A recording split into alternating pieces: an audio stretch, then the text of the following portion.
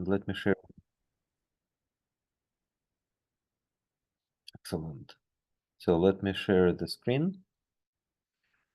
Okay, so welcome back and to the second lecture of the course about the practical application of the Gaussian processing. So today we are going to talk about the Gaussian processes and Bayesian optimization. So finally we are going to start a dive into the mathematics behind the optimization and decision making. So as the reminder, the most important aspects that we discussed during the first lecture is the concepts of the policies and the rewards during the experimental planning. So practically all of us use this type of considerations when we run the experiment or make any decisions. So not only in the lab, but also in the real life. So we know that it's good to go to college. So we know that being in the college has a high value. The reason why it has a high value because we have a reward in the future, a consideration of the reward in the future, meaning getting a interesting position or highly paid positions in industry or in academia. So policies is how we make decisions. So this is where I am now. Based on where the current state of the system, I decide to take a certain action with certain probability. So this applies both to the scientific workflows. This applies to the real life. So we also have to deal with the fact that we have objectives, and the objectives are different from the rewards. So objective is something that we have to consider in the future. For example, it can be we want to resolve the global warming, or objective can be I want to become as rich as Jeff Bezos. That, of course, is very different from the reward, because reward is something that is available as a part of the experiment and as the part of the immediately available. So in other words, we can tailor our experimental planning using policies, rewards, and values. So these are 2 out of 3 are independent. And the primary trick in being able to use machine learning as the part of the active experiment is to be very cognizant of all this are. So this is the general framework. We also had a quick look at the bias theorem and how it can be applied for science. So I've shown you a very quick example of tossing the coin, where and how we can use the Bayesian framework in order to ascribe the probability for the coin to land on the tail. So the fair coin has the 50-50 probability to land tails and heads. The general coin can have any probability to land on tail and heads. So the idea of the Bayesian approach is that we need to start with the prior. So prior is our belief of what can the outcome be before the experiment. So what the model can be before the experiment. We have the likelihood. So likelihood gives how likely is the data given the model. We have the evidence, which is essentially integration over the full space of outcomes. And then we have a posterior. So posterior is essentially the scientific discovery. So given the data, how did we update our model? So this is a basic Bayesian framework. Today we are going to talk about how to apply this type of framework to the specific case of the Gaussian processes. So before we go any further, let me illustrate a few scenarios in which the need for the Gaussian processes appear. So obviously, to some extent, you can use them to solve the coin toss problem, but that would be a little bit of the overkill. So let me show you the examples where Gaussian processes are necessary, and at the same time, Gaussian processes are sufficient. This is very important because there are, of course, a lot of examples where Gaussian processes or simple Gaussian processes are insufficient there. So one of the earliest examples that we encountered where GP comes into play is the problem of the combinatorial synthesis or rapid experimental synthesis of material. So This was about 4 years ago when one of my colleagues at the University of Tennessee have set up the lab for the automated synthesis of the hybrid perovskites. So you can see that you have a synthesis robot that allows you very rapidly navigate fairly complex compositional spaces, meaning the spaces of the n members. So the problem here is that we want to find some strategy that allow us to navigate over 1, 2, 3, potentially 4-dimensional compositional spaces. It's not trivial because we cannot use the grid sampling, so the robot can make a lot of samples, but not enough to sample the, let's say, ternary or quaternary phase diagram every percent. So we need to find out a way to explore these composition spaces in somewhat more intellectual form. So the same example appear interestingly in the concept of the theory. Imagine that you have a parameter space of the, for example, Ising model or any other model. We, of course, can explore it using the grid sampling. It takes forever. Most of the regions in this parameter space are not terribly interesting. For example, for Ising model, where we change the nature of the nearest neighbor and next nearest neighbor interactions, we have the interesting behaviors are concentrated on the phase transitions, which form a very well-defined pattern through the parameter space of the system. So if we explore the behavior of this model on the grid, we spend most of the time in relatively not interesting parts of the parameter space. What's very interesting is that the type of mathematical methods that we need to explore the compositional phase boundary experimentally and the parameter space of the Hamiltonians theoretically are pretty much the same methods. So in this regard, they're very universal. And of course, another specific case is the combinatorial libraries. So it's great to have a combinatorial library which essentially illustrates the evolution of the material across the phase transition. So combinatorial library like that is essentially a cross-section of the phase diagram. So the problem is that this sample contains all the phases across this phase diagram, but our measurements, whether it is piezo response microscopy or especially electron microscopy, are time-consuming and expensive. So if I run the electron microscopy measurements, I can spend about 3-4 days of work to take a FIB sample here and do the imaging and visualize the domain patterns. So it's a good ferroelectric. You see clear ferroelectric domains. I can take a measurement here, see nothing except for the period to ordering and say that I am in the orthorhombics phase. I can take a measurement somewhere here and observe the complex pattern that talks about what happens at the morphotropic boundary.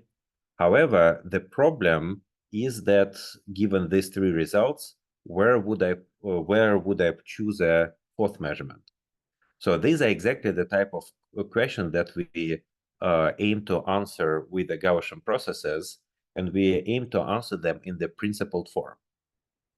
So before we, so in order to start the introduction with the Gaussian processes, we need to ask ourselves a question: what do we know if we don't know anything? So this sounds paradoxical, but let's assume that we are talking about the behavior of the material within this ternary phase diagram, or behavior of certain response in the parameter space of the Hamiltonian, or materials functionalities across this phase diagram. So what do we know even before we have run any experiment? So notice that this setting of the problem is absolutely equivalent to the problem of the prior in the Bayesian methods.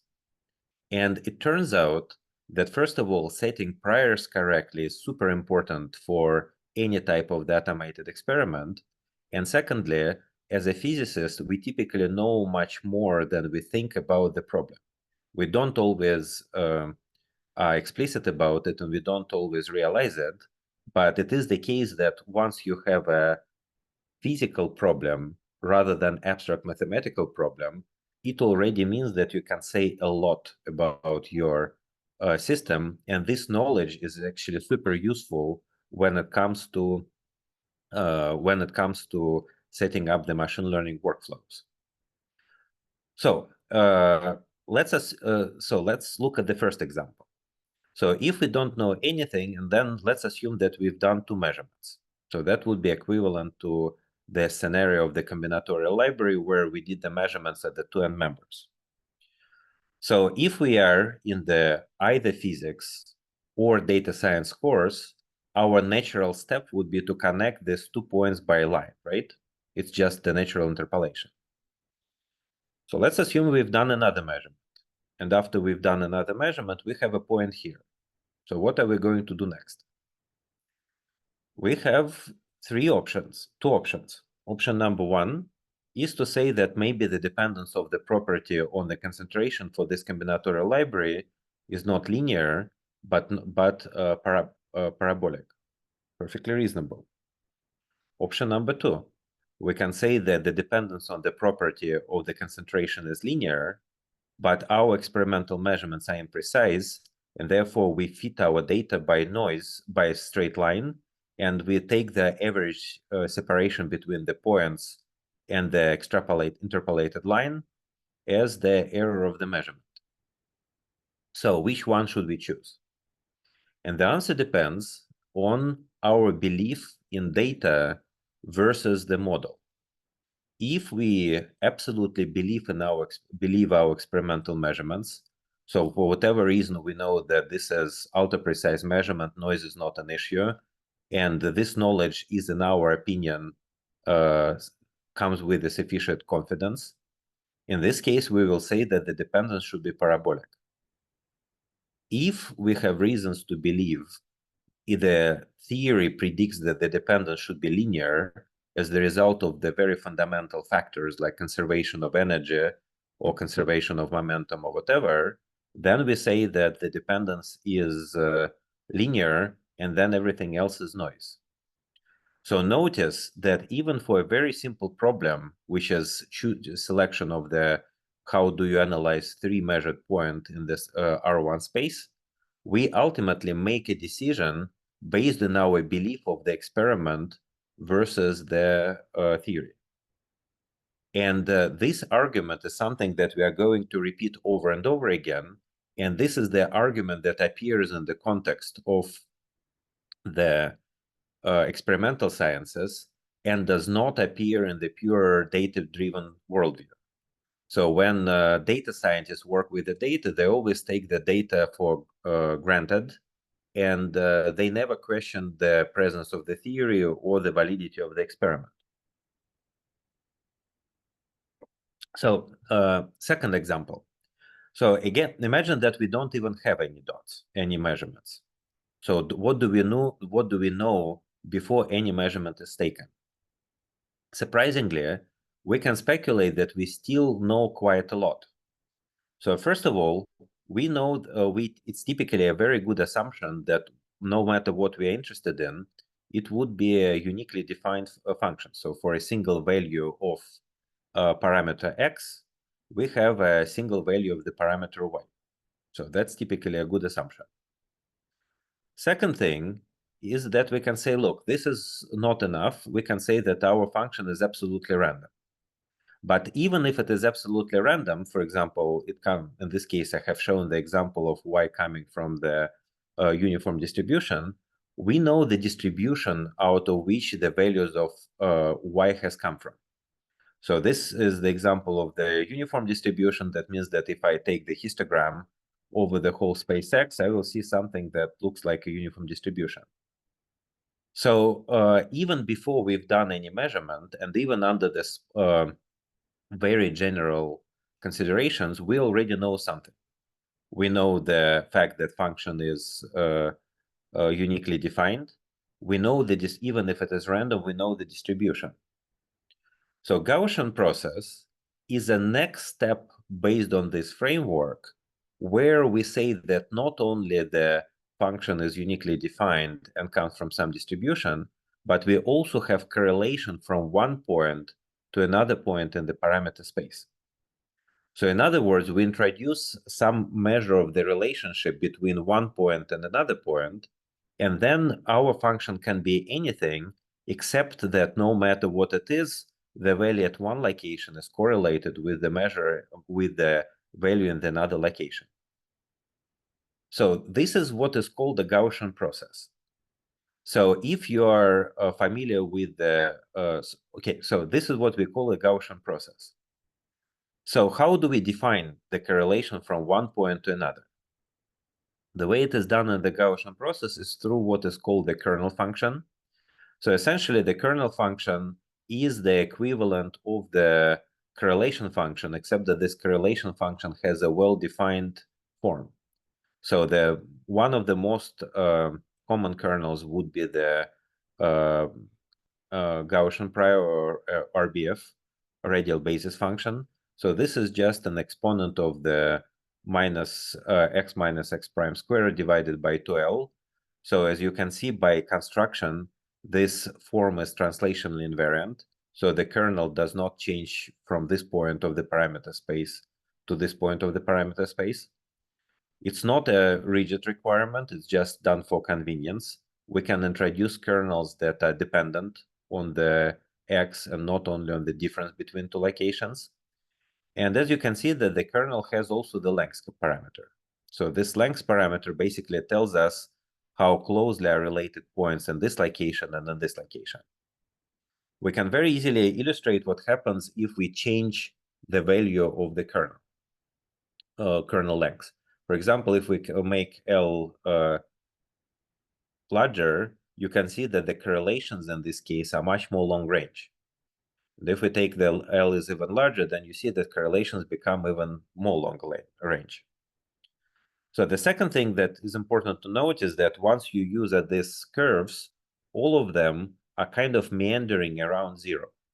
That's important because the classical Gaussian processes that you can read about in the classical textbooks, they will all be the Gaussian processes with a zero mean function. It turns out that practically this is a big limitation of the Gaussian processes. In fact, using mean functions creatively allows us to do a lot of interesting things. But it is very useful to start with considering them when the mean function is zero. So basically, what the Gaussian process is a distribution of functions. This is how they look like.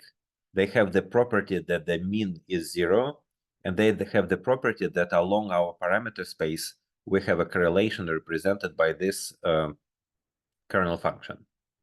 So look what happened. We start with the assumption that we don't know anything whatsoever. So our property along the combinatorial library can be anything. We used a little bit of the physical logic to illustrate that actually nothing still comes up with the certain level of requirements.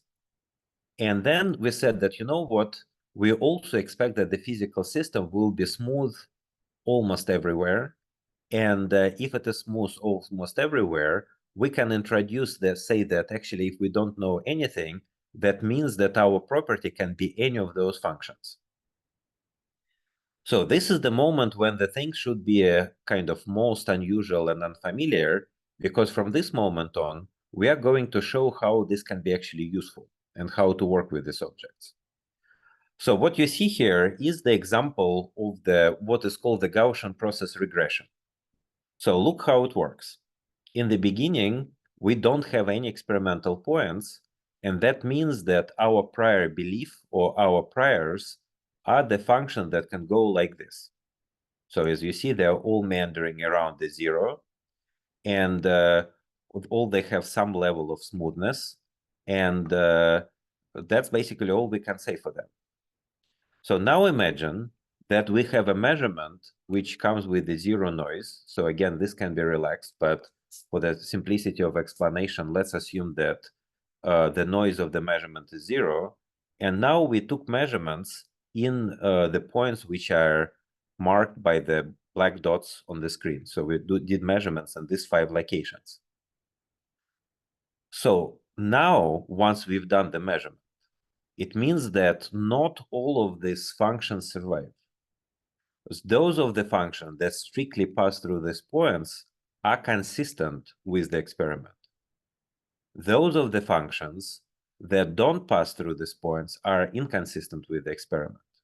So all of a sudden, out of the infinite amount of prior functions, we form the posterior function. We still have a infinite amount of the posterior function. These are just random variables. But what's important is that all of these functions have the property that this particular measured point is the part of it. So it makes sense, right? Then you can say that, okay, this is your prior, this is your posterior. Why is it useful? And that's the actually magic of the Gaussian processes and how it connects to the Bayesian optimization, is that now we can take all our posterior functions and then we can average them and calculate the dispersion. So the average of the posterior functions give us the prediction of the function itself. So if you look at this data, these are our measured points, and you can see that the blue line, so in comparison, I showed the dotted line, which is the ground truth in this case, but we're not talking about it now. So the blue line is how we would interpolate the measurements over this parameter space. So this is the first thing that we get out of the Gaussian process regression. But notice the second thing. We also get this gray area. Gray area is the uncertainty, and uncertainty is just the distribution of the posterior values. So the uncertainty provides us certain measure of what it is. It's uncertainty of the values of the function. For example, at the measured points, uncertainty is exactly 0. So in this case, we believe that the measurements are precise. You can see that in this segment, where the points are fairly close to each other, the algorithm has decided that the uncertainty is fairly small. At the same time, you can see that here and here, uncertainty is very large. So what are we going to do with it next? So if we just want to, so the first immediate use is we can use it to just interpolate the data. So if we have the measurements done over the 5 points, we can just interpolate the likely behavior of the function across the parameter space. This, of course, gives us the nice images, but by itself, there are many other ways how we can interpolate, and some of them are more physics-based, some of them are faster. So that's not the reason why we use Gaussian process regression. The reason why we use the Gaussian processes is because the uncertainty is something that we can use in order to select us the next measurement. This is the key thing. So for example, if I want to reconstruct the behavior of this function over the parameter space, I run it as the experiment, I need to choose where to take the next measurement. And the natural thing for me is to take the next measurement at the location where the uncertainty is maximal. And then I will take the measurement here. And this process is called the uncertainty-based exploration in the Bayesian optimization. And that's something that we are going to talk about today and for the next few lectures. So for the time being, our vocabulary has expanded. So now we discuss what is Gaussian process. We discuss what is kernel and kernel parameters. We are going to discuss the kernel priors and noise priors in our notebook, and we discuss the posteriors. So do you have any questions about this?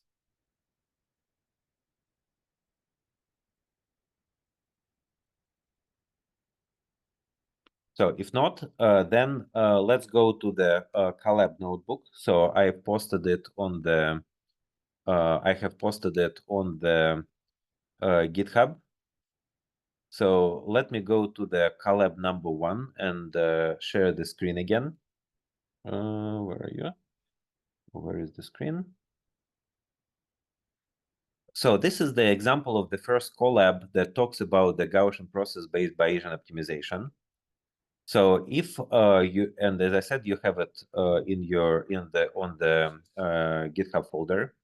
So the first thing that I illustrated is the several types of the kernels. So obviously there are many of them. So the classical ones would be the square exponential kernel, rational quadratic kernel, periodic kernel, and matron kernels. So this is how they look like. So the One is squared exponential is basically Gaussian, rational quadratic and Mattern are the sort of peak functions with a different behavior of the tail. The periodic kernel is exactly what it is. It's the kernel that postulates the periodicity inside of the space. I can also the Mattern kernel is important to know, and it has the control parameter, which basically makes us sharper or more Gaussian-like. So if the Mattern kernel goes like with the nu equal to 0.5, then it's a fast-folding exponential function. If it comes with the nu of 1.5 or 2.5, it becomes smoother. Obviously, once we define, as I mentioned, the kernel defines the correlations in this in our prior function space. So we can very easily illustrate the Gaussian processes for different type of kernels. So for example, for the square exponential kernel or BF kernels, they look like exactly like this kind of sausage diagram that we have seen. If we use a rational quadratic kernel, you can see that the behavior of those is different, even though it's probably difficult to say it by eye. If we use the periodic kernel, then as we can expect, our functions are going to maintain the periodicity. And if we use the Mattern kernel with the behavior of 3.5, then these processes become much sharper. So you can see that there are more rapid jumps here because the correlation drops off much faster than it does for the other kernel. So we can experiment. In this case, we can experiment with the different values of nu. So I plotted one with the 1.5. If I set it to 2.5, then we are going to get something that is much smoother.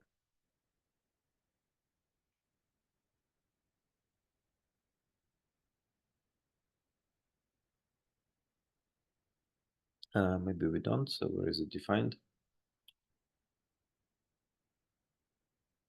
Okay, so this being said, as I mentioned, that the kernel functions are typically function of both of 2 points, so they provide the correlation between x and x prime. We use them as the function of the difference when the kernel is translational invariant, meaning that it doesn't change from one point to another one. And practically, the kernel would be a matrix. So the reason why I'm saying that is because at some point, if you start to use the Gaussian processes in the everyday life or in your real world, uh, especially if you are relatively new to Python and learn it explicitly for this point, you will always have to deal with the dimensionality of the data. So it's important to keep track on it. And I also shown how the kernels can be visualized if you want to show them without the assumption of translation invariance. So now, this being said, this is an elementary illustration of the kernels and the Gaussian processes. So there is an important caveat that notice that the reason why the Gaussian processes are constructed in this somewhat abstract way is that we can use them over much more complex spaces than just 1 or 2 or 3-dimensional continuous spaces like concentrations, temperature, and so on. People can use Gaussian processes to explore the molecular spaces. We can use the Gaussian process to explore the spaces of the possible microstructures. We can explore them to even explore the space of, for example, snowflake shapes.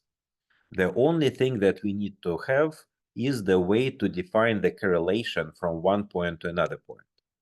And in many cases, for these complex non-differentiable spaces, for example, like molecules, the success of the Gaussian processes really depends on how we define the correlation. So how close one molecule to another one. This can be done in many different ways through the direct overlap, through the finding the distance in some embedding space, and so on and so forth. And again, down in the course, I will show how we can use the Gaussian processes over very high dimensional spaces, like the microstructures or process optimization and so on. And then the idea would be to find the low dimensional representation of the space and then run the Gaussian process on top of it. So several strategies. But before we go forward, before we kind of get to these points, let's look how the Gaussian process works in slightly more detail. And here we are going to use the GPAX library created by Maxim Zyadinov. There are other libraries that can allow you to do that. So probably the most powerful one out there is the BotOrch. However, BotOrch is, for the time being, developed as the tool for the developer. It gives you a lot of options. It comes with the capability to scale it to the supercomputer and run at a scale. It allows exploration over very high dimensional parameter space. GPAX is developed with the idea to give a simple and robust tool for a physicist. It's not going to work on supercomputer, at least for now. It's not going to work in the 12-dimensional spaces.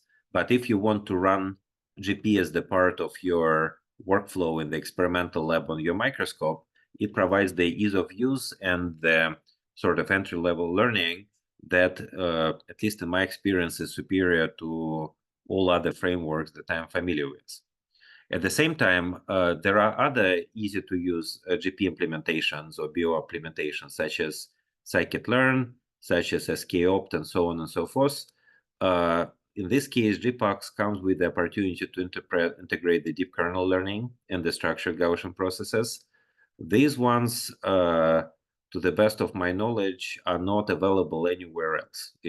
You can write your own in the BotOrch, but that requires essentially a full-time software development engineer, very well familiar with the both programming and Bayesian processes.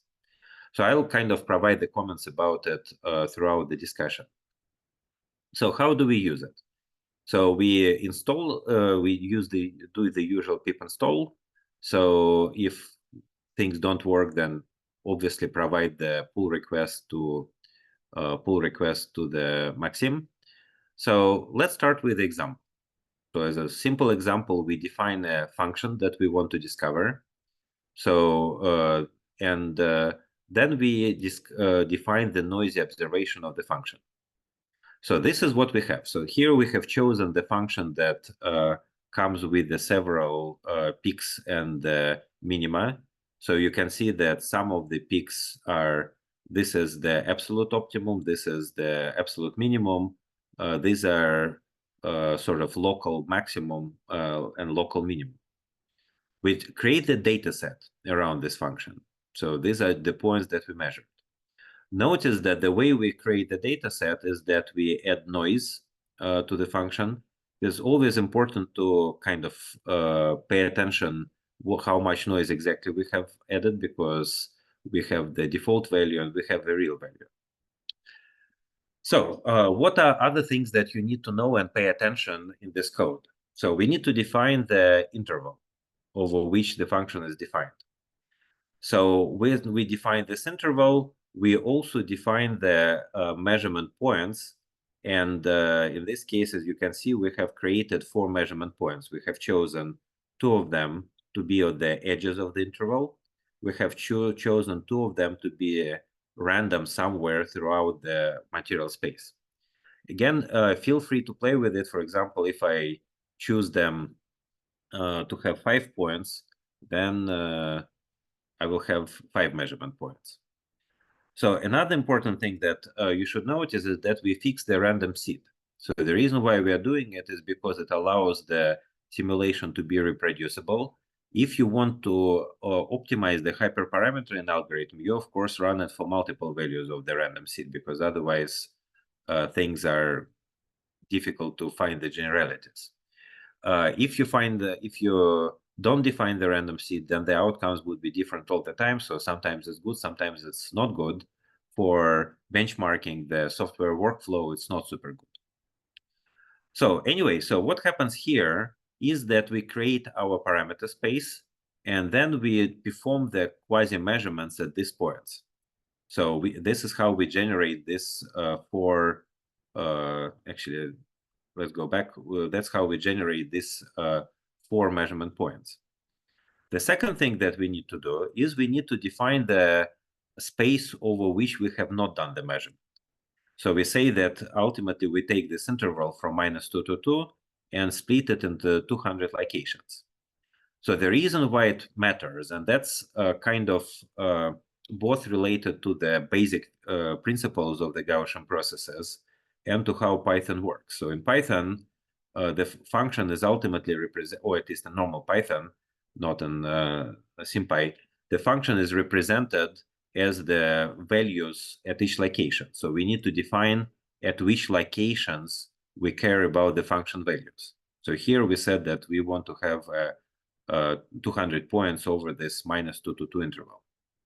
The second reason why it matters is actually much more subtle, because strictly speaking, Gaussian process is the multidimensional Gaussian. The problem is that it's very difficult to define the infinite dimension Gaussian and come up with any meaningful definition of the properties of this object. So practically how the Gaussian processes are defined is always through the representation on the certain grid of points, and that determines the dimensionality of our function. So it's 200 dimensions. That's also the reason why it is difficult to scale Gaussian processes for higher dimension, because that's how your correlation matrix start to expand and become very, very large. So anyway, enough of that. The last thing that we need to know is the ground truth. So ground truth is basically exactly what it is. It's the value of this function. So once we have this, we can actually define our overall reward. So what we want to accomplish. There are several types of rewards. So even in the simple problem like this, the reward can be defined in several different ways. One is that we want to discover the function itself. We don't care where the maxima, we don't care where the minima are. All we care is how close our reconstruction is to original function. Close in the sense of the mean square error. Another problem that we can define is finding the maximum and minimum. So finding maximum and minimum is obviously the same thing. The only difference is that maximum of function is the minimum of minus function. That's the only difference. So typically when we talk about discovering the function itself, it's called exploration problem. When we want to find minimum, it's called exploitation problem. The key about the Bayesian optimization, sort of jumping forward a little bit, is that it allows us to combine exploration and exploitation in the simple packet. And it also comes with some very interesting observations that ultimately how you choose the balance between exploration and exploitation depends on how long is your experiment. If you have a very short number of experimental points, so it's you actually are better off going for pure exploitation. That's called a greedy policy. If you have a long experimental budget, and it is much more effective to go to the exploration first. And that, by the way, is very similar to how the real world works, right? So if you are in the basic science lab and you have time and effort and funding to explore things fundamentally, you go for fundamental exploration. And fundamental exploration always often gives us fundamentally new discoveries, new technologies. In other words, very deep minima of this optimal surface. If our budgets or our times are short, we typically go for the greedy goal. So basically, if we don't have enough time, we are just going to buy the adjacent minimum, and that's the best way to spend time and effort. So there is a kind of deep philosophical connection between how the ML works and how the real world works. So now let's go to some subtle details, which are typically not a part, again, not a part of how the Gaussian processes are taught in the classical courses. And this part is that whenever you have a probabilistic model, you always have to come up with the priors. So in Gaussian processes, the correlation length in our kernel is actually not a fixed parameter. It's a parameter which is discovered during the experiment. And the way that we discover this parameter is by saying that it came from some prior distribution, and after the experiment, it will be compressed to the posterior distribution. The same thing applies to the noise. So the Gaussian process has as one of the parameters noise in the system, and it's also defined by the prior distribution. So these elements of the code are explicitly showing up what is our distribution of the noises, and we say that the noise is half normal. So half normal is basically Gaussian, but it cannot be negative. So you just fold the second half around the zero. And we also define the parameters for the kernel. So the kernel essentially have the simple RBF or Matron kernels have only two parameters. One is the length, meaning how long are the correlations in the parameter space. And the second is scale, meaning kind of how strong the the correlations in the white space. So these are typically ignored, as I mentioned, or even worse, they are treated like a hyperparameter. It is very common to see the examples of the work where people say that we want to use the Bayesian optimization over certain process, and we tune noise priors and kernel priors as the way to ensure that our process converges faster. This is perfectly fine for theoretical approaches. This is fundamentally wrong for the experimental-based work. And the reason why it is wrong is because the noise in our experiment here is not something abstract. It's actually the measure of our performance of our measurement system. So for us, noise is not a hyperparameter.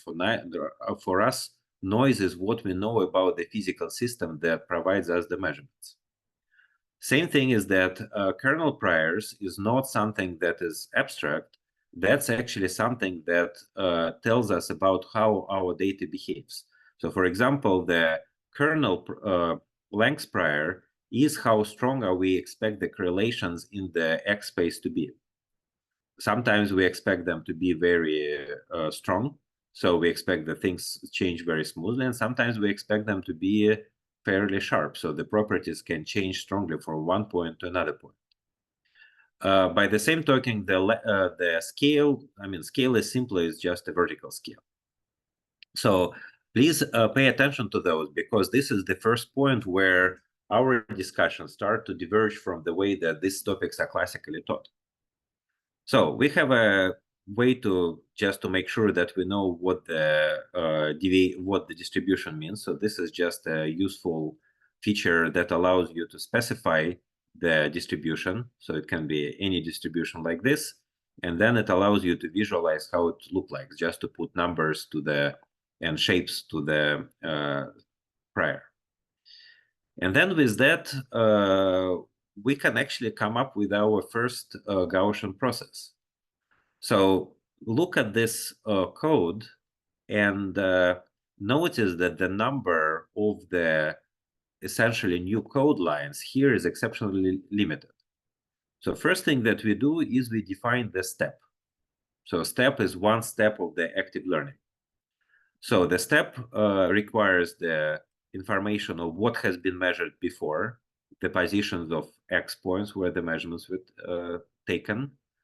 So where measurements were taken, what was measured, so the Y's, and of course it requires the information about the space over which we will interpolate. So this is unmeasured points.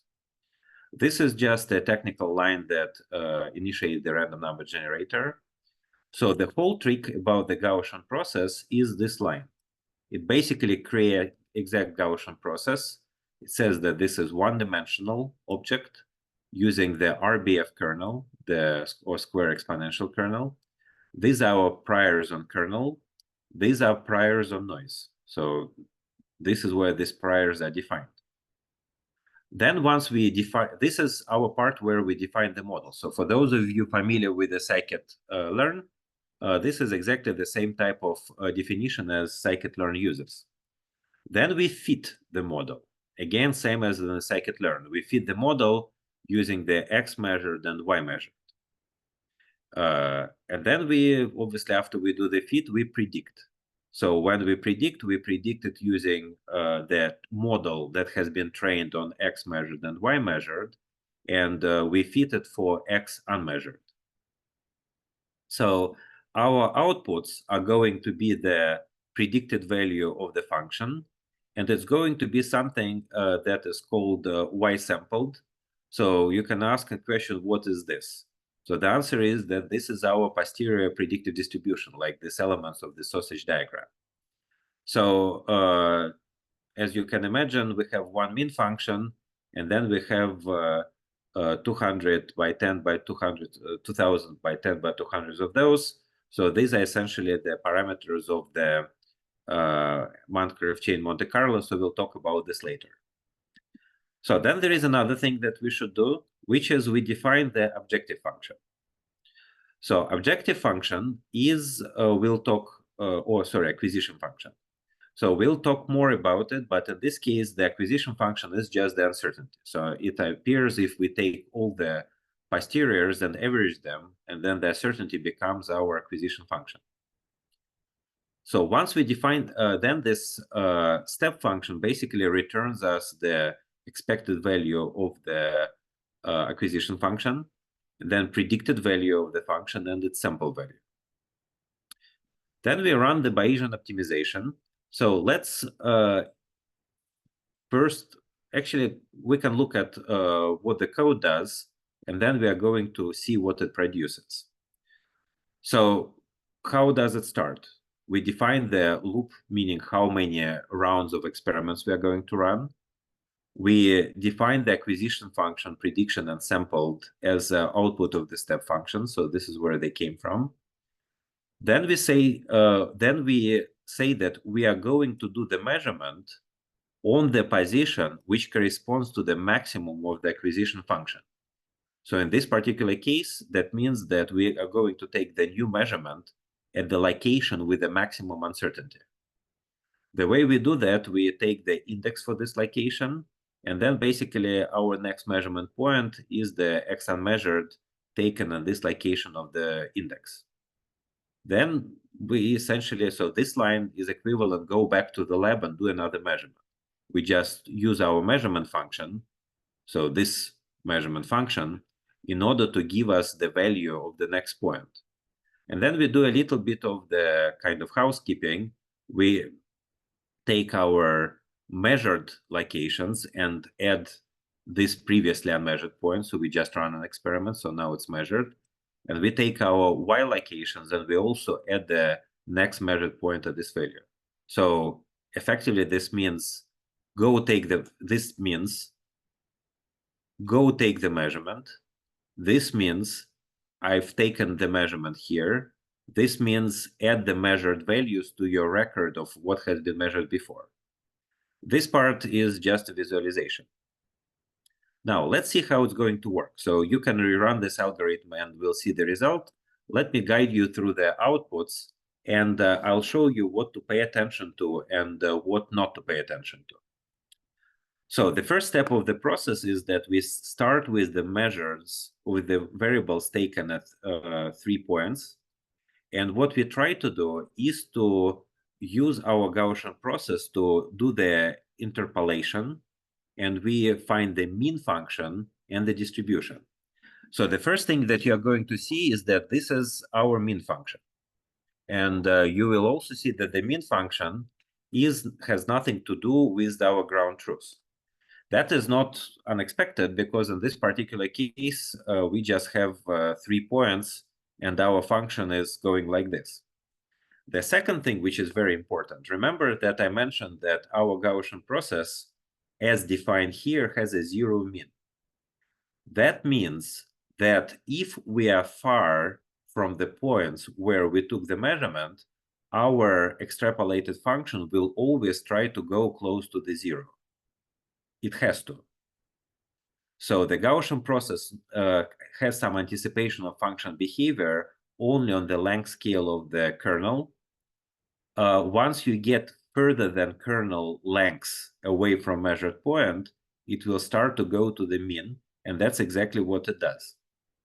In order to compensate for that, it also tries to calculate the uncertainty. So you see this uncertainty function.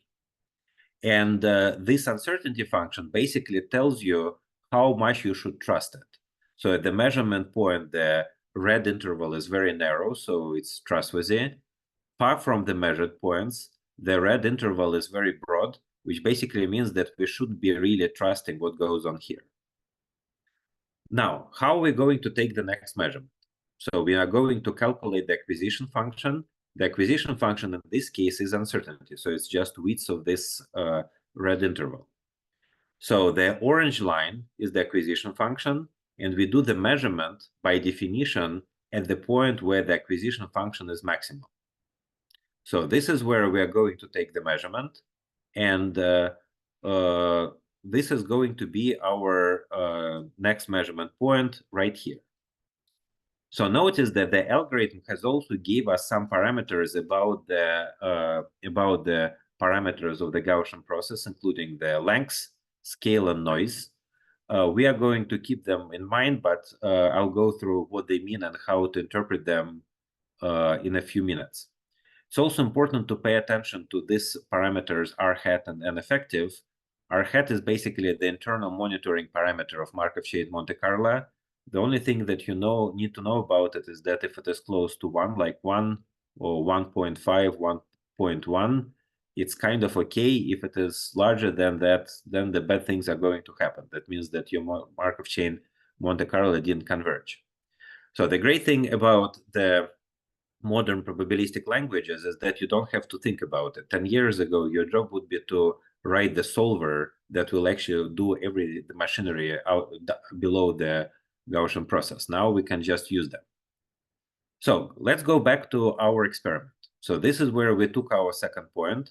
We recalculate our kernel length. So you see that it was 0.35. It has changed, even though not much. We recalculate the k-scale. It was 16, now it's 16.5. We recalculate the noise. Changes are small, but they're out there. We recalculate our mean function. We recalculate our uncertainty. Based on the location where uncertainty is maximal, we choose the next location. So the next location is going to be here. Notice that we still see this effect of drooping where the posterior mean or predicted function kind of tries to become 0 because it goes to the mean function. Anyway, we took the next measurement. So now you know the drill, recalculate the mean function, recalculate the uncertainty. Notice an interesting thing, that here and here, we start to see the uncertainty intervals, which kind of look like maxima. The drooping part, where the mean function and this upper boundary droop down to the mean function, is visible only here. Notice also what happens to our acquisition function or uncertainty. Here, uncertainty is 4, maximum 4. Here it is still 4, but here it is already getting to be kind of smaller than 4. Next iteration. Now we have done measurements here, and lo and behold, the way that our function converges now start to be very different. So first of all, our k-length and k-scale keep changing. Secondly, you start to see this very familiar behavior of the Gaussian function when Gaussian processes, when the uncertainties start to look like kind of more like flaring of the uncertainty away from the measurement. You can also start to see that at this point, our algorithm has captured the main element of the effective behavior of the function. So it's not correct, we didn't capture all the details, but at least we don't have the situation where the algorithm tries to go completely off. So we continue the process for several more steps.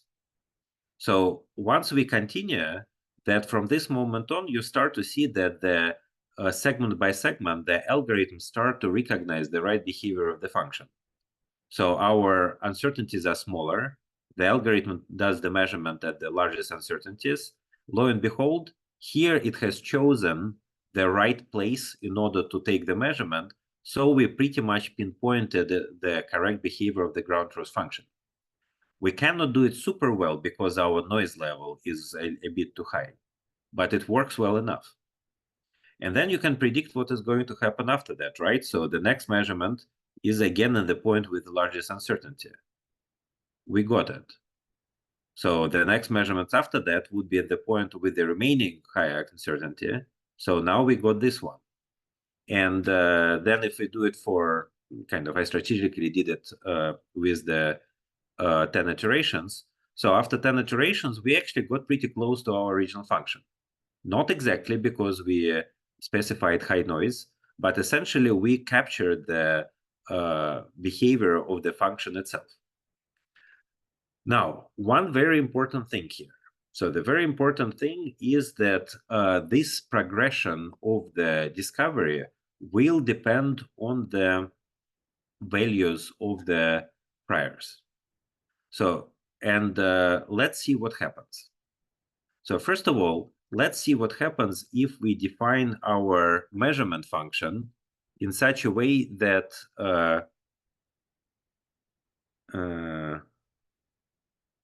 so we use it 0, 0, 5. So currently we use the measurement with the defined value. So which means that the ground truth value is 0.01. So kind of always make sure that you use what you define correctly. So now we know that our measurements are relatively precise. Let's assume that we do not trust our measurements at all. So the way it is formulated in the Gaussian process framework is that we say that the noise prior is much larger. So let's make it 0.5. So let's reinitialize all the parameters. And let's run the Gaussian process and see how it's going to change. So what I've done in this case is that our measurements are actually precise. Our default noise values are 0.01, but I have postulated that the noise prior in the Gaussian process is much larger. That means that I don't trust the measurements at all. So let's see what is going to happen in this case.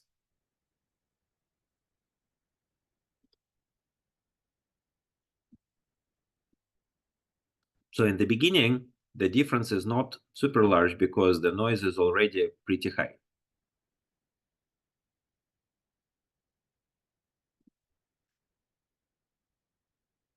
It may be better to visualize it with a large number of points. So if you follow the development, you can see that at each point, our confidence interval now is not 0. It's actually very broad, right? So if we say that we don't trust our measurements, then even in the measurement point, we cannot expect the uncertainty interval to become small. And if we run the multiple rounds of the exploration, see what is going to happen. So after a while, we continue this measurement framework, but we are going to have our measurements converge to the situation when the uncertainty interval becomes commensurate with the difference between the local peaks and local minima. And in this case, the discovery process will stop. So basically, the algorithm will be unable to discover the exact behavior of the function simply because we don't trust our measurement anymore. So if we don't trust our measurement anymore, that means that uncertainties are large everywhere, which means that our acquisition function becomes essentially meaningless. So if you give it a few seconds, we'll see how where the process is going to stop. So in some sense, if you, it's kind of another interesting thing that if you read the books about the Gaussian process and Bayesian optimization, they come with a lot of interesting terminology and recipes. So one of those recipes that it's always much better to be optimistic, because if you are a pessimist, then you are definitely not going to accomplish anything whatsoever. So it works in life at least sometimes, but in the Bayesian optimization, it's definitely the case. It's better to be optimist rather than pessimist. So in this case, as you can see, the discovery process have stopped, and the discovery process have stopped because the uncertainty now is almost uniform everywhere. So the next measurements would be selected almost randomly. Now, let's look at another interesting example. So what happens if we are optimists, but so we think that our measurements are precise, but in reality, our measurements are not precise. So the way we are going to do that is that we are going to define our measure function to have a high noise. So let's say that noise is going to be 1. So our measurements are very, very precise. So if we compare, so let's just remove this one, not to kind of mix things. So this is a very high noise. So the real measurements may have nothing to do with the ground truth function. So let's assume that the real measurements are imprecise, but at the same time, our noise priors are very narrow. So the ground truth noise is large, but our belief in what the noise is actually very optimistic. So we have a misconception about how good our experiments are. So see what happens in this case. So it will take a few minutes for the initial convergence.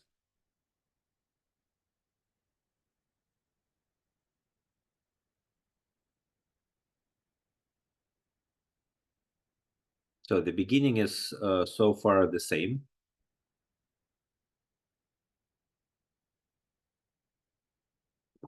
We expect it to be the same, but notice that the measured points are very far from the ground truth because our actual noise is high. So we do the next measurement.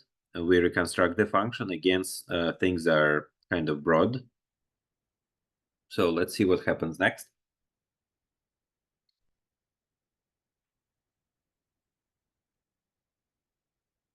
So our function, our algorithm is convinced that the function can be created. So it creates this uncertainty intervals and reconstruction. But you can see that the predictive mean is very different from the ground truth because the algorithm so far believes each point as if it is true.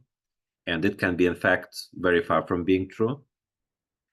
And then if we continue the process, we are going to get to the stage where the algorithm at some point will start to encounter the problems. And the problems will appear in the locations like this, where the true measurement of the function is very different from what we determined it based on our fact that our measurements are noisy. And that would be the case where the algorithm will actually start to very rapidly decrease the kernel lengths because it still trusts the measurements. And the only way it can accommodate the fact that the measurements are changing from point to point is by decreasing the kernel lengths rather than by trying to introduce the noise in the system. So that's actually a very interesting process, and that's a very important part of the diagnostics for the Gaussian processes.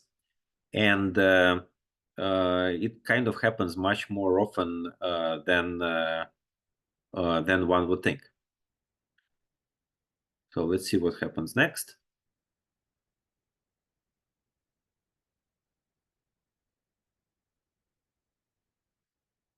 So this being said, there are actually in this case we didn't even get to this point, so it will take another several rounds of experiment. But what you can see is that basically the algorithm in this case believes the noise function, and it's kind of things that it's converging.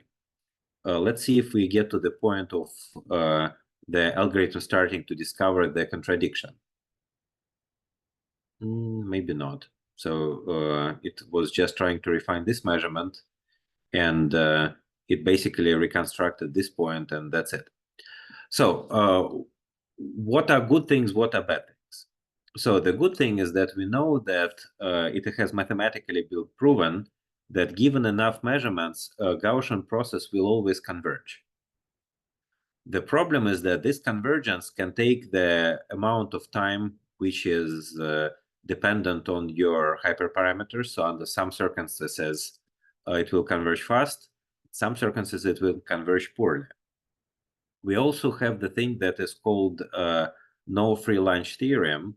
So essentially what the no free lunch theorem means is that what are the right hyperparameters depend on the context. You always need to align it for a specific problem.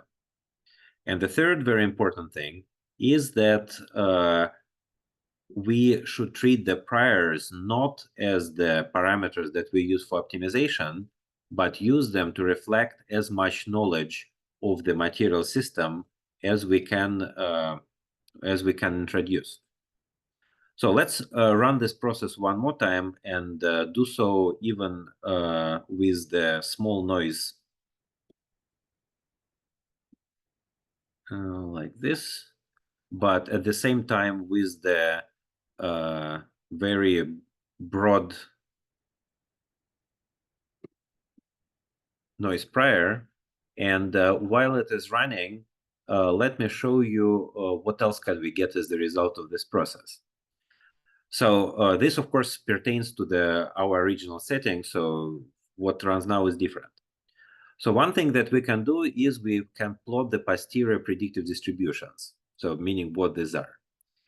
So basically, the red curve that imitates our extrapolates our curve is basically the mean function. The blue curves that you see here is what this function what the individual functions can be.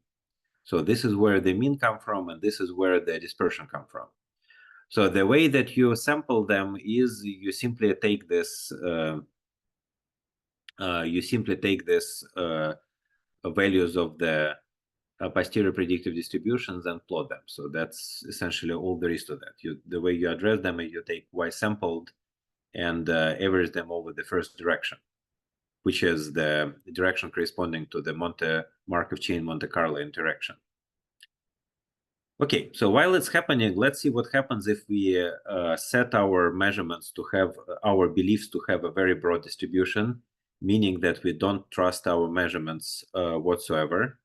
So see how the process goes in this case. So first of all, if we don't trust our measurement, then our predicted function always shifted towards the zero, because we say that these are the actual measurements. We don't trust them very much, but at the same time, our mean should be zero. So our reconstruction function is always below that. Secondly, you will see that there is a very broad prediction interval, again, because we say that we don't trust our measurements. And if we keep running the experiment, you will see that our reconstructed function will essentially tend to smooth out the finer details of the ground truth function. The measurements are precise and they sample roughly where we need them to sample, but since we don't believe in them, we don't take into account. So our mean function is much more smooth than the ground truth function. As I said, that being said, if we run enough measurements, then things will get better. So for example, you can see that our noise mean start to considerably decrease. So see how things are happening. That in the beginning, we started with the expectation for the noise to be 5. So that's a lot. Once we run the experiment, in the beginning, the noise stays what we told it to be, but then the noise starts to become smaller. So the algorithm discovers that noise is not as bad as we originally believed. And then it becomes smaller and smaller, and it will be a while until it gets to the 0.1, what it really is. But the noise is definitely decreasing, which basically means that by repeating the experiments, we will actually gain the confidence in our experiments and that the noise is small. And you see that now the repetition of the experiments basically continuously makes the noise smaller and smaller, meaning that finally we are learning that we actually can trust our experiments. So this is a very important thing, that our initial settings define our beliefs in the system behavior. Depending on the settings, the Gaussian process can converge faster or slower. We know that it will always converge to the right value, at least in this settings. However, for us as an experimentalist, it matters how fast it can be done.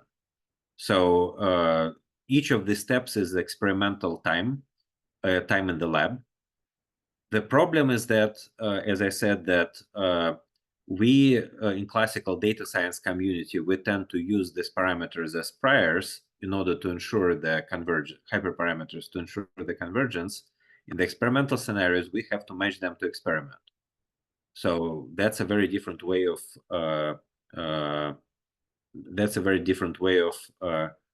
kind of looking at this type of problems. Now, I have set several experiments that you can try by yourself with this notebook. So see what happens if you play with the noise priors, different noise levels. So experiment with those and basically kind of get some intuitive feeling for how these algorithms work and what else can they do. So the other thing that this notebook has is the optional example of the different kernel functions using the RBF, matter, and periodic kernels. So I have already implemented them that you can sort of see the results and see how this process behaves for different kernel types. So again, experiment with them because one of the key things that is foundational to being able to use the Gaussian processes is learn how to read this type of curves and how to diagnose the Gaussian process convergence based on their behavior. This is absolutely necessary because if you don't do that, if you don't know how to do that, then Gaussian process will actually set you back compared to doing things manually because, again, human intuition is very, very well developed. It's very difficult to do things better than human. So in order to use Gaussian process effectively, you need to develop the intuition for the Gaussian process, and then you can use it. So this being said, this is where we are now.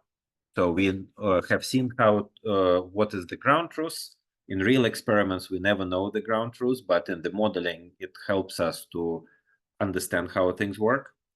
We take measurements. These are our observations. Based on these observations, we create the Gaussian process that allows us to create the predicted mean, what is called posterior mean, and the model uncertainty. So what can we do with that after that? And that brings me to the second half of today's lecture, which is the introduction of the Bayesian optimization. So what is Bayesian optimization?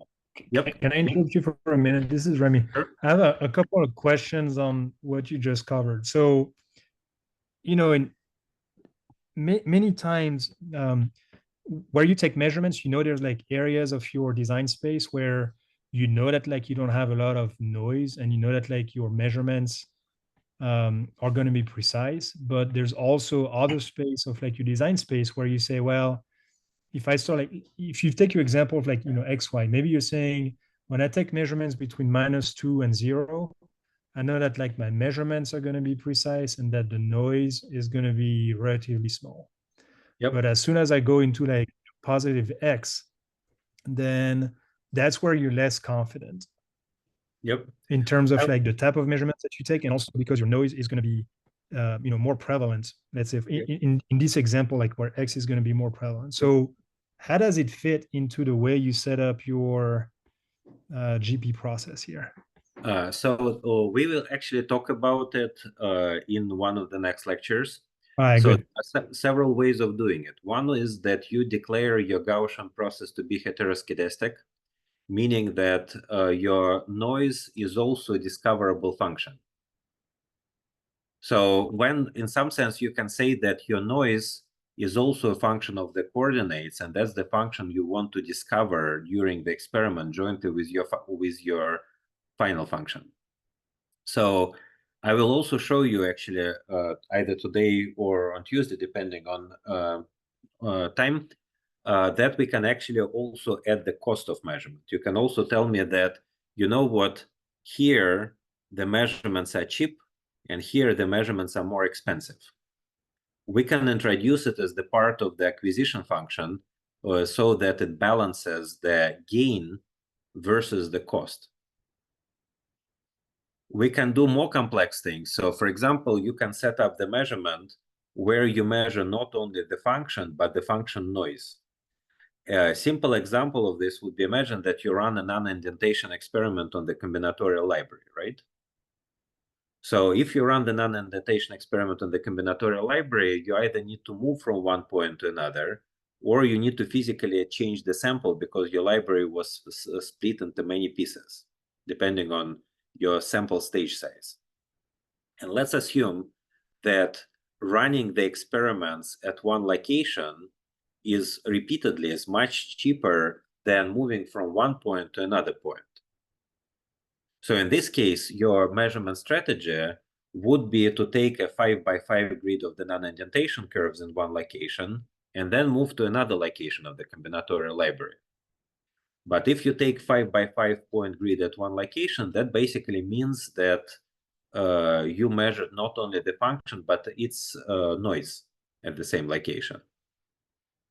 And then you have a very interesting problem because you start to build a predictive model both for the function behavior through one Gaussian process and the noise through another process. And you need to do that because once you choose the next location, which is kind of unmeasured, your gain of information depends on what you think the function will be and what you think the noise would be. In other words, if the expected location is expected to have new location is expected to have high noise, you kind of deprioritize it because high noise measurements are less valuable than low noise measurements. But if it is expected to have low noise, then you kind of like it more. So all these things can be factored in, and that's actually, again, this is the part which I think is super interesting now, and part of the reason why I'm giving this course, because the classical big data GP books, they start to go into the description of the fairly abstract properties of the Gaussian processes, how they behave of the complex spaces. It's sort of very rapidly goes into the Borel measures and so on. Borel sets, algebras, Lebesgue measures, and so on. And that's perfectly understandable. When you need to use them in the real world scenario, you need to know the basics of the Gaussian processes. But then once you apply them for the real world system, you start to come up with exactly the questions that you have. Like, what is the cost of the measurements are different? Or what if the noise distributions are different and I know something about the noise distribution? And that appears everywhere. Like when I worked with a little bit with the Gaussian processes for the exploration of the phase diagrams, that property also appeared because if you explore the theoretical models like Ising model, your noise is higher close to the phase transition as well. And that affects the exploration strategies like you wouldn't believe. And knowing that the value of the function is proportional to the square root of the noise, which is kind of essentially fluctuation dissipation theory and what's not, affects the way your exploration happens to the very large extent, to the point that if you try to use normal Gaussian process, it's useless, but if you modify it to account for this physical effect, then things start to work like a charm. So that's why it's necessary to know basics, and that's why it's necessary to know that these parameters matter. So thankfully, everything below this level, how the Monte Carlo solvers work and so on, that's not our problem. That's already realized. So in this case, NumPyra, PyTorch would do whatever solver they use. But understanding these roles of priors and the fact that that's something that you need to work with because that's a part of our experimental reality, that's a relatively unusual perspective. So excellent question. As I said, I will show them. But anyway, let's talk a little bit. Thanks. Thanks. So let's talk a little bit about the Bayesian optimization.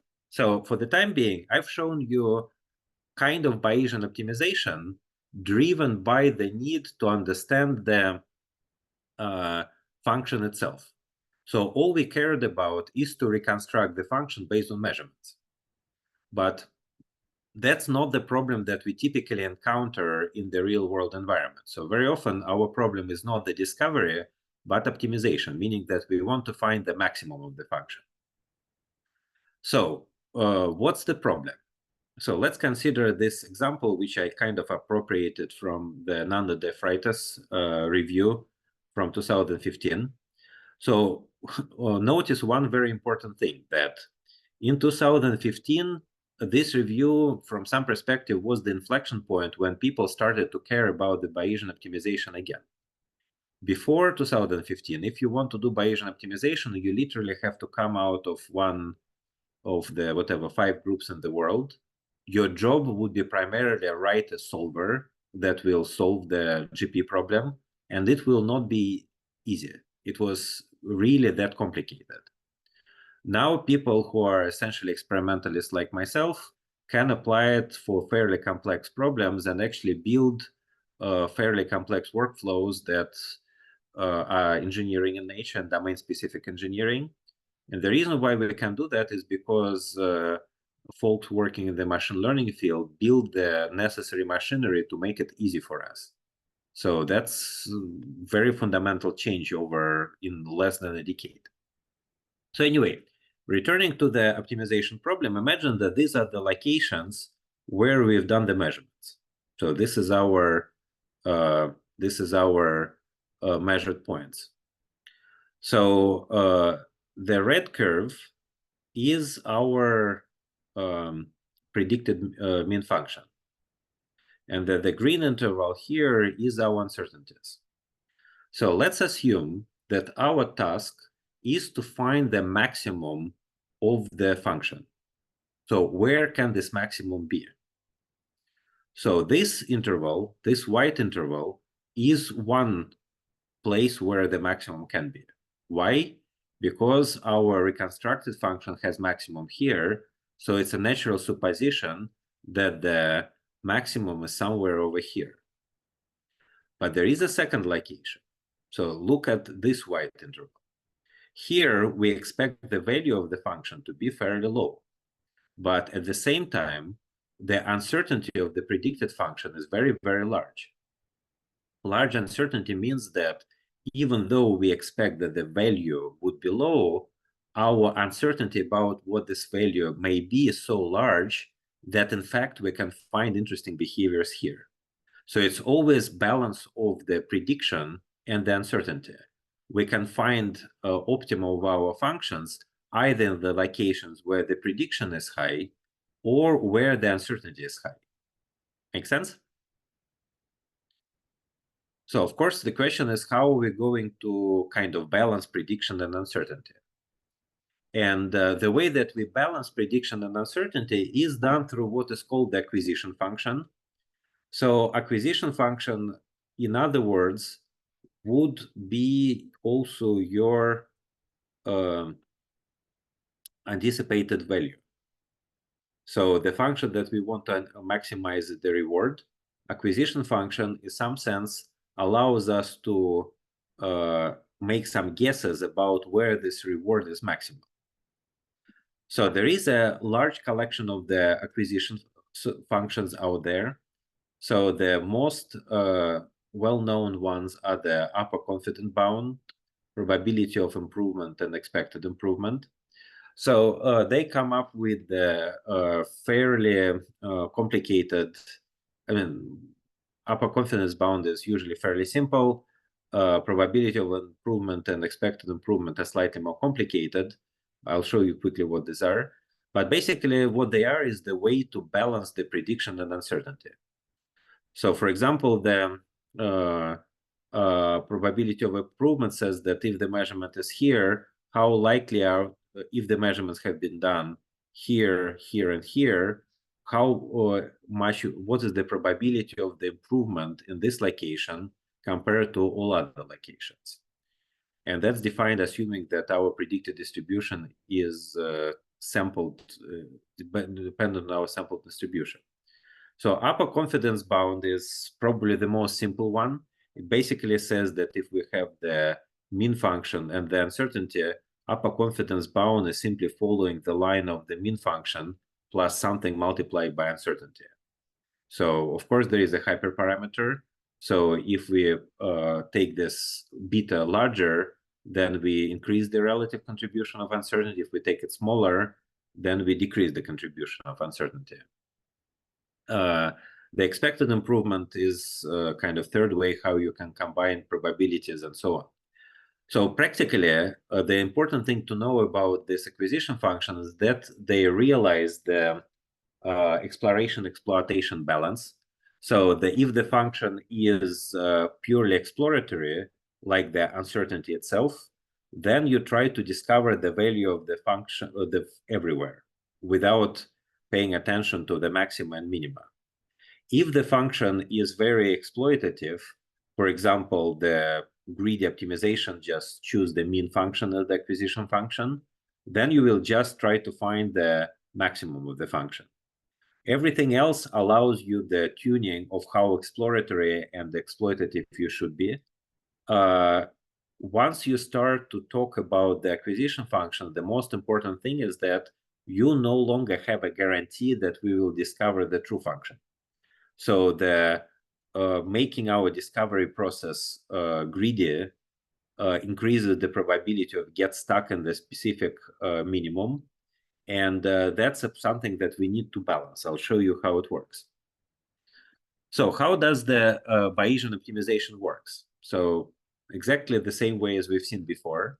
So we take two measurements, we reconstruct the mean function, we reconstruct the uncertainty, we calculate the acquisition function, we take the maximum of the acquisition function, we take the next measurement at the location of this maximum, and then continue this as long as we have time and money and attention.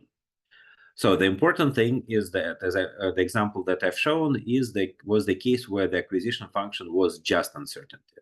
So we would take the next measurement here. This example shows when the acquisition function is combines the prediction and uncertainty. So it looks like it's upper confidence bound. You can see that it takes the measurement here. Now, before we go to the Colab, let me show you a few examples of how it works in the real-world system, and also a few examples when it doesn't work. So the example when it works in the real-world system is, for example, the Ising model. So this is a very simple model. We basically build it as a toy to test some of these algorithms. So you have a spin that interacts with the nearest and next nearest neighbors. Depending on the values of these parameters, your distribution of the heat capacity is like this. So these are the lines of the phase transitions.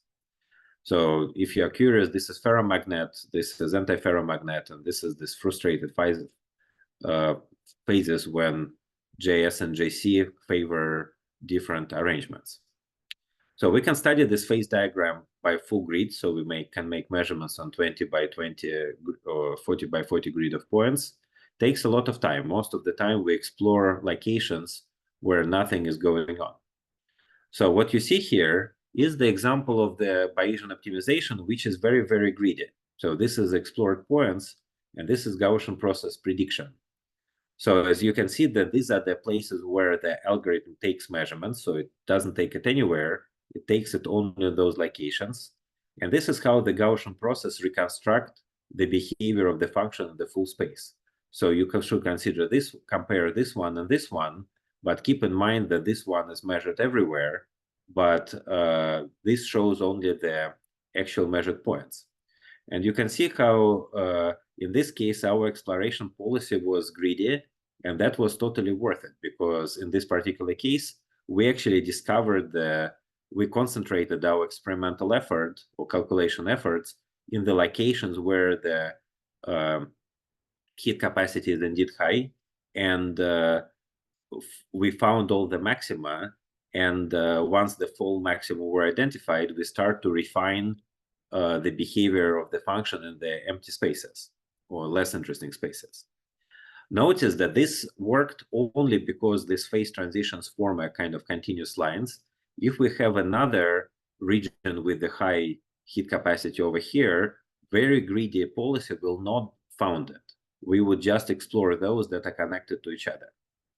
But if I don't show it here, but if we made our exploration less greedy, then we will spend a lot of time exploring the less interesting spaces. So another example. So can we use this type of approach for real-world experiments, for example, running the microscope? So that was interestingly the problem that we worked a lot in the first COVID summer when we tried to build a way to explore instrumental image spaces or spectroscopic spaces using approach when we create some form of descriptors and then we run the Gaussian process on top of it. So interestingly enough, it works in principle, and we were even able to implement this type of approach on the real instrument. So that was about 5 years ago by now.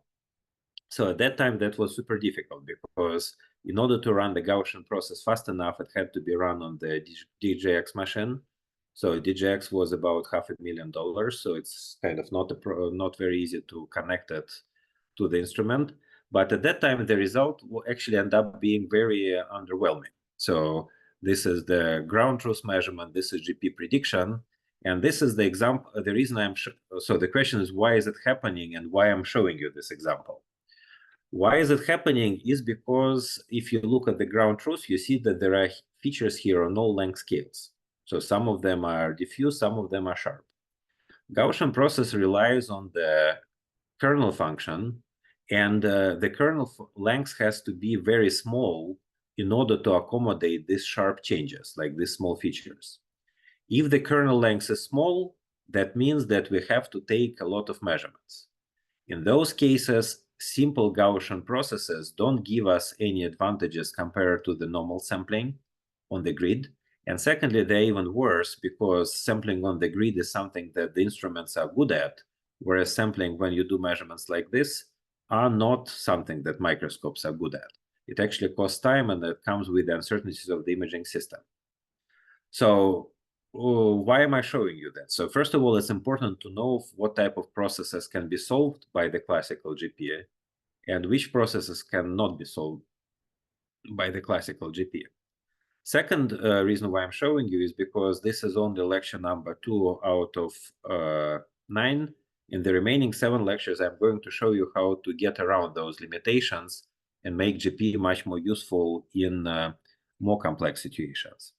So with this being said, let me show you the notebook that is also on the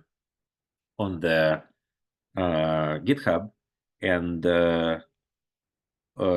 guide you through the use of the Gaussian process Bayesian optimization using the GPACs. So where do we start here? So here we start with the definition of the acquisition function, which balances the prediction and uncertainty. And the simplest function that we are going to use is the upper confidence bound. So if we deal with the maximization problem, we take the mean plus square root of beta plus uncertainty. If we deal with the minimization, then it's minus. So you either look above or below, but that's all there is to that. So the GPACs has the standard set of the acquisition functions, upper confidence bound, expected improvement, uncertainty-based, pure uncertainty-based exploration, discovery, and the version of this function used for batch operation. So this is the installation of the GPACs. You have already seen that. So we define our data generation process as before. So the same function. So you've already seen this one. We define the priors for the Gaussian process. So very important thing is that how our Gaussian process is going to behave depends on priors.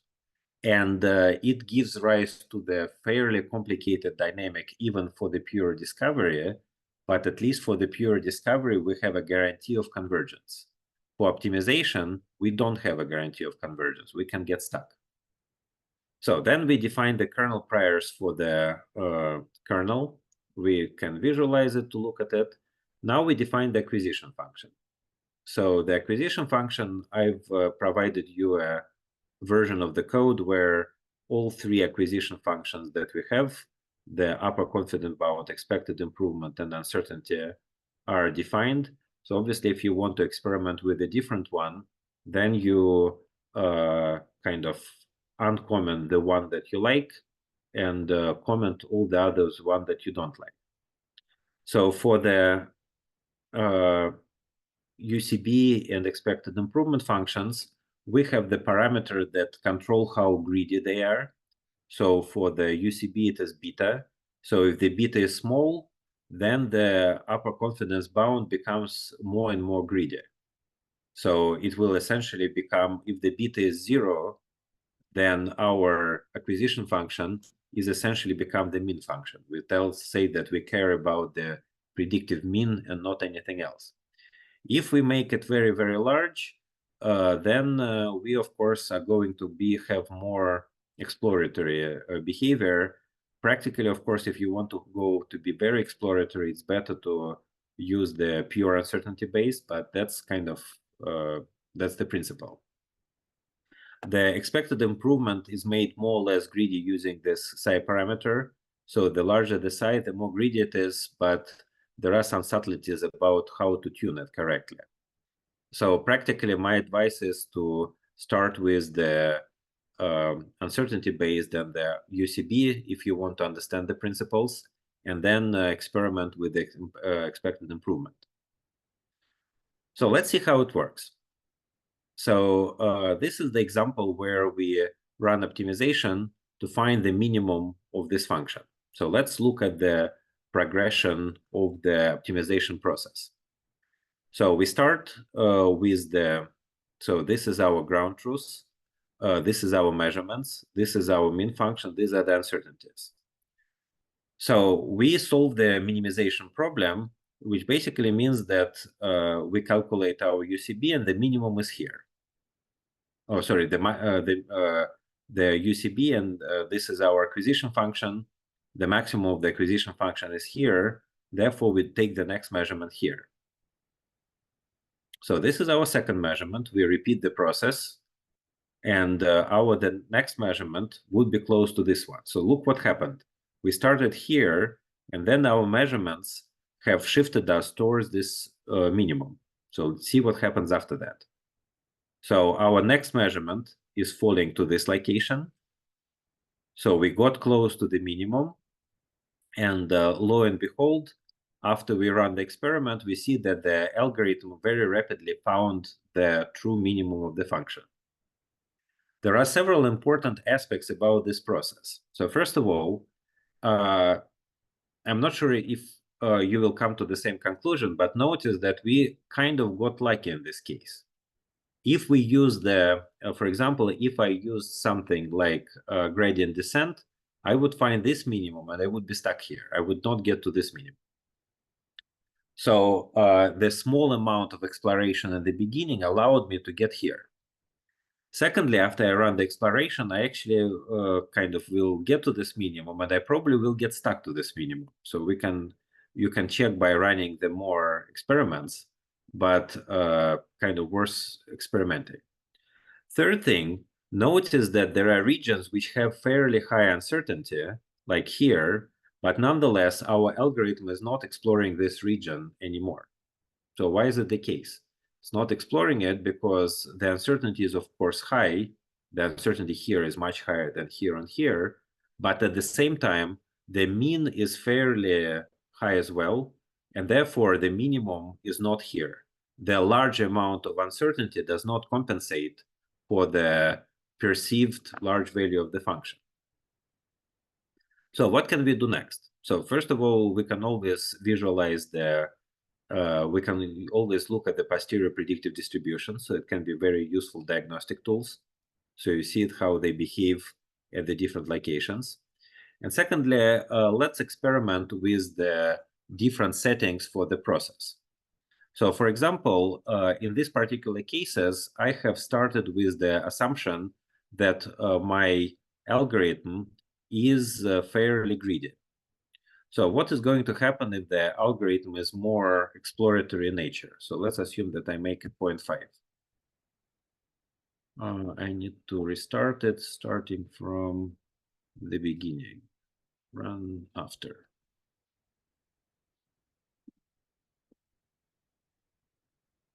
So if we repeat it starting from the beginning,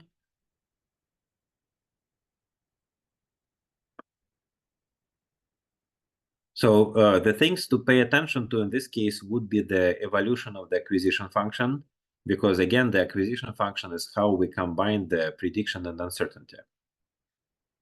So in the beginning, it tells us take the measurement here. So far, we are kind of close to the original version. So let's see what happens next.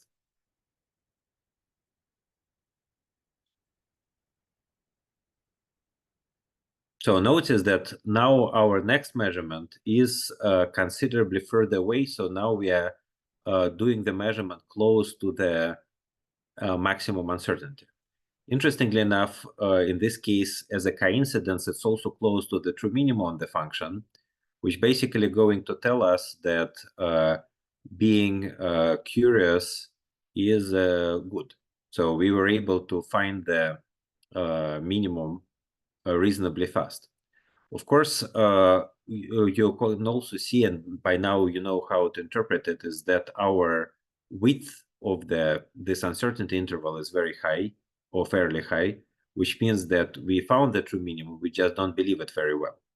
However, the win is a win. So once we found the true minimum, the subsequent measurements are going to refine it. So you see that we start to take measurements roughly at the same location, and we basically pinpoint the position of the minimum more and more precise, and the blue function gets closer and closer to the true minimum. So in this case, it's essentially the way that the algorithm proceeds is that due to the increased curiosity, it has found the true minimum faster than would be the case of the than it would be the case for more greedy algorithm. However, we specified our noise priors in such a way that our belief in data is relatively poor. So the width of the red interval is fairly large. As the result, we spent several iterations of the experiment making sure that we are right, that we are in the right place in the parameter space. And once we made sure, we essentially converged. So see what is going to happen if I say that our measurements are much more reliable. And the way that I'm going to do that is by choosing the noise prior to be much, much smaller. So, and the one way I can do that is by, so if I take the noise prior and set it to be uniform, so in this case, the difference between the half normal or Gaussian distribution is that the algorithm can learn anything. Uniform distribution is finite, so you basically don't let the algorithm to we don't learn the algorithm, take the algorithm to even discover the big value. So what I'm doing in this case is that I'm artificially imposing the constraint that the noise level is very narrow. So it's not a delta function, but it's kind of close to that. So I'm saying that the noise is essentially zero. So let's see what happens in this case. By the way, sorry, runtime interrupt. So I need to redefine the function just to make sure that I start from the same points. Otherwise, I would kind of continue on top of that. So see what happens in this case.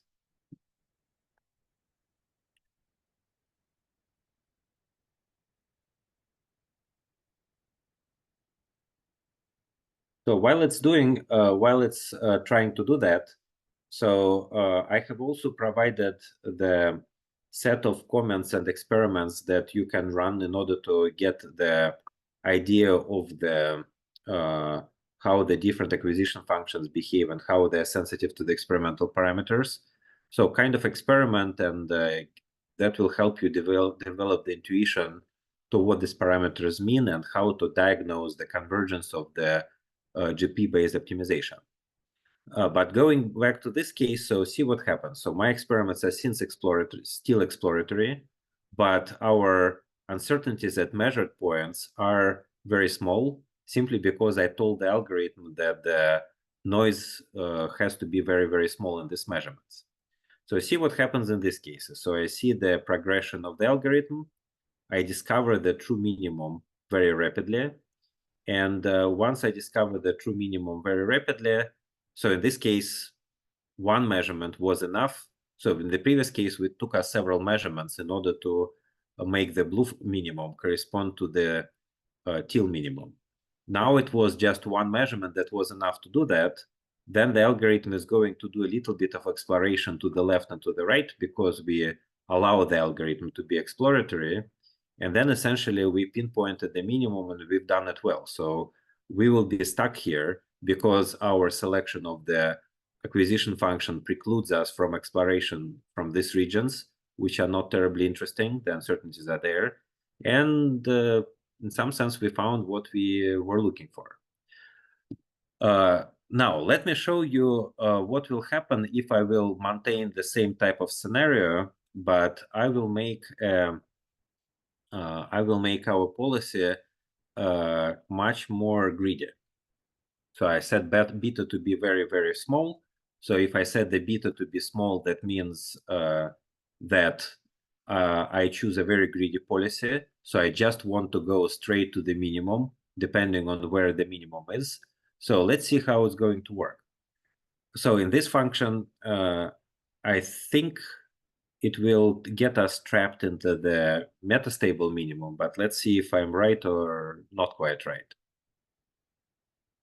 Okay, so we start exactly where we were. So we take the measurement here.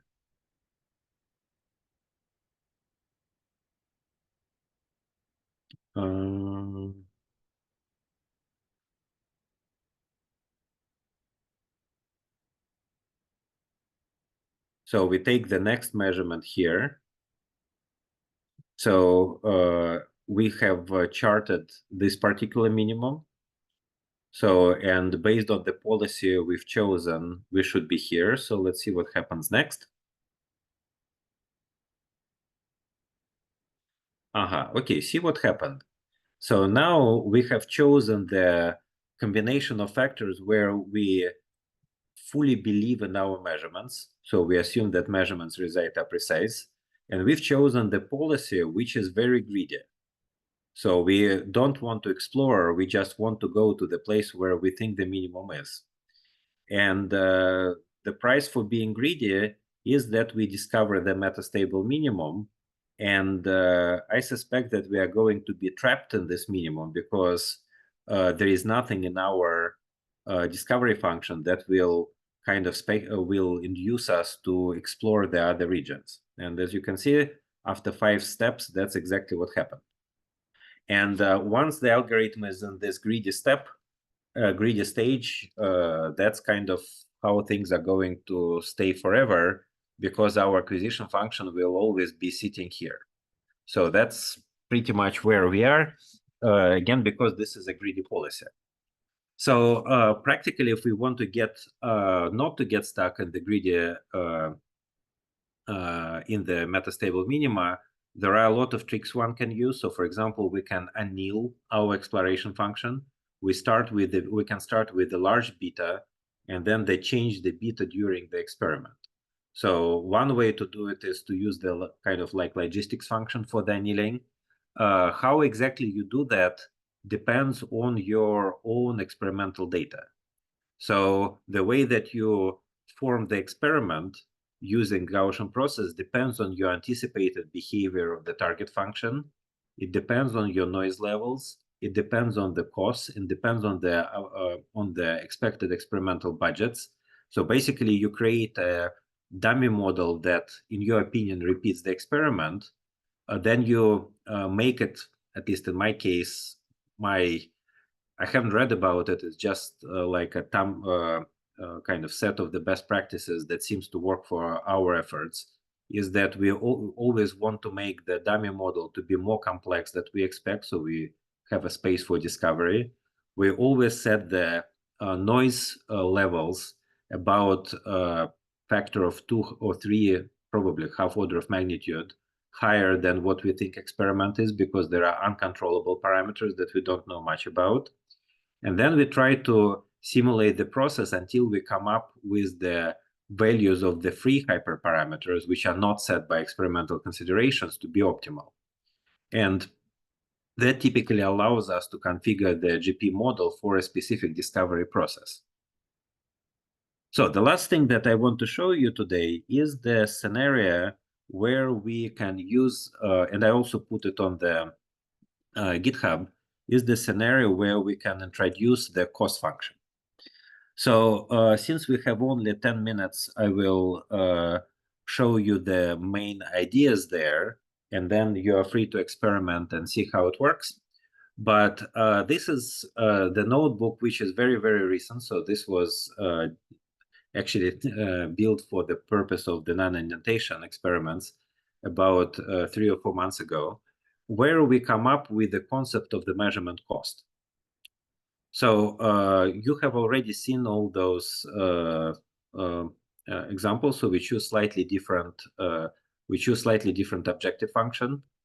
The different thing here is we say that the measurements can be performed on 5 different segments. And we also say, so practically that happens because we have a combinatorial library that has been separated in 5 parts, and it takes us time to do the measurement within one combinatorial library, but it takes longer time to move from one segment to another segment.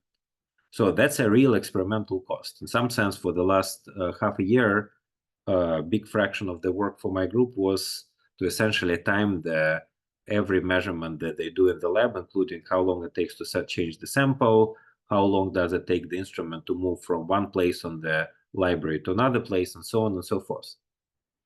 So then what are we going to do with the cost? And the argument is that, and the thing is that once we have the cost, we basically incorporate this cost into the cost function, into the acquisition function. The cost model is something that is very, very domain specific. So this is something that you need to build based on the experiment. The good thing is that building the cost function is very easy for the domain scientist, albeit it is super complicated for the person who is the pure data scientist. Because for domain scientists, we either know exactly how much things cost in terms of time or money, or we have a very, very good guess, because that's kind of our life. The only difficult thing is how do you translate this into the acquisition function? And the answer is very simply. You simply create the classical acquisition function, and then you essentially divide the standard acquisition function by the cost. So standard acquisition function, represents the gain in some general unit, which is the same over the whole parameter space. Once you define it by cost function, you effectively normalize it by the relative cost of measurement in one part of your parameter space versus the other part of the parameter space. It can become much more complex than that because, for example, a very significant level of difficulties appear if we want to synthesize some material and we want to study it, say, by X-ray and non-indentation. It's very difficult to compare the knowledge gain in X-ray to the knowledge gain in non-indentation. They tell us very complementary information about the material functionality. But so that part is difficult and domain specific and so on and so forth.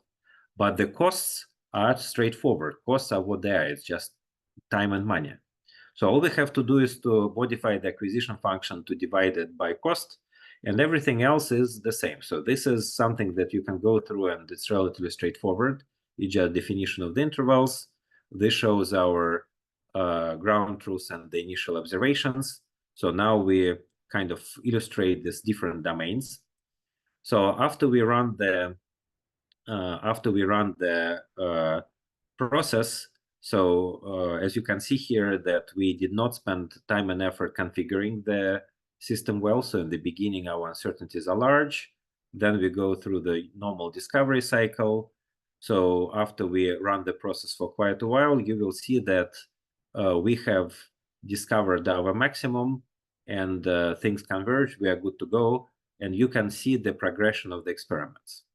And here you can see the cost of our experiments, because we were going from, because in this particular case, going from one region to another region is relatively more expensive than continuing the exploration over the same region. So this is the implementation of the cost-aware Bayesian optimization, where now acquisition functions is adjusted for the cost. So we know how much it costs us to run the experiment within the same interval versus how much it costs us to go from one to another one. So see how it is different. So in this case, we start with kind of very, very primitive model. It's kind of didn't want to converge at all. But then we have the acquisition function, and we have a cost-aware acquisition function. So if we have the acquisition function, we should take the measurement here. So because this is the region where we have it's a poor prediction, but still you can see that we want to learn what happens here. So that's what acquisition function tells us. But the cost-dependent acquisition function says that, you know what, that's not the right place to go. It's too expensive. We have a slightly higher prediction here. Uncertainties are higher both here and here. In fact, uncertainties are super high and prediction is super poor. But still, we are not expected to gain much in terms of our normal acquisition function, but the cost will be much higher. Therefore, let's just do the second measurement almost right where we are. So that's what it tells us. Okay, so we did it one time. We excluded this measured point from the list of points to do the measurement. So in this case, we said that if the point is measured, we don't want to repeat it. And you know what? The second point we want to measure is still here as well. So we do the second measurement, and the third one, and the fourth one, and the fifth one. And only after that, our algorithm decided that it is sufficiently happy about the parameters to select a different location to the measurements. So why is it happening? Notice that in this particular case, the interval, the parameter that you should look at is the noise function. So in this case, the noise is very, very high. So for the time being, algorithm is not convinced that our measurements are reliable, which means that this initial measurement sequence is fully spent in order to reduce our noise. And you can see that the noise prior is becoming smaller and smaller. So once the algorithms start to believe the measurement, rather than kind of doing fairly non-informative things, kind of asking you to repeat the measurement at one location, it will it started to explore the function the way it should be. So if you kind of combine the knowledge from the previous notebook and this notebook, you say that if you see behavior like this, the correct way to address it is to define the noise priors initially to be much smaller. Then you are not going to spend 7 steps of exploration in order to reduce the noise. But now you can see the difference. So now we start to get into the normal regime when we are no longer improving our perspective of the noise, but start to actually explore the function. So see what happens. This is our standard acquisition function. This is cost-adjusted one. Cost-adjusted one always favors the exploration in the same region. So we did the measurements. Again, we have this problem with the noise function with the noise going up. We take the next measurement. The algorithm is happier. So we stop having this divergence. And then we kind of explore it in the kind of well-defined way. So this is the example. And now you can see how the exploration proceeds and how we so let's see what happens. So we found this maximum. So we now want to find the maximum. So we found this maximum, and this become a diminishing return. So we don't get anything more here. However, we have a high uncertainty here. So what the algorithm does next is that at some point, it will move to the next region. And it did move to the next region. And now we have found the true maximum. We are going to explore around the true maximum, but generally we are good to go. And this is our progression in terms of the total cost. So how much our measurement kind of explored. You can see that now we are much better off. That in the beginning, we were exploring the same locations at the low cost. The exploration was fairly poor, so we were not as inefficient in the previous case, but there is a reason for that. The reason for that that we postulated that costs of the experiments are very, very different. And that very different cost of experiment have stimulated totally different exploration pathway than the original one. So the way that we can explore it down the line is experiment with setting the different priors and experiment with setting the different cost of the measurements. So I have kind of left the example which comes with the kind of common words and problems. So when the algorithm kind of switches from well behavior to the behavior when it tries to kind of minimize the noise of the measurement, it's important to know how to recognize these problems and how to solve them. So as I said, try to do that by setting the noise prior and passing it all to the argument. So let me know if it works or not. And the rest of this notebook, kind of for the time being, don't pay attention. It would be showing how to incorporate the cost aware into the structured Bayesian optimization. But that's something that we are going to talk about next week. And at that, if you have questions, I will be happy to take them. If not, then we can call it a day.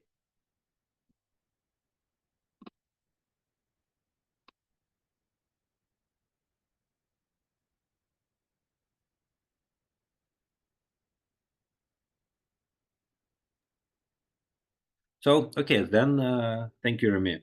So let's call it a day then, and see you on Monday, and then we are going to go into the inference and structured Gaussian processes. Talk to you. All right. Thanks, Sergey.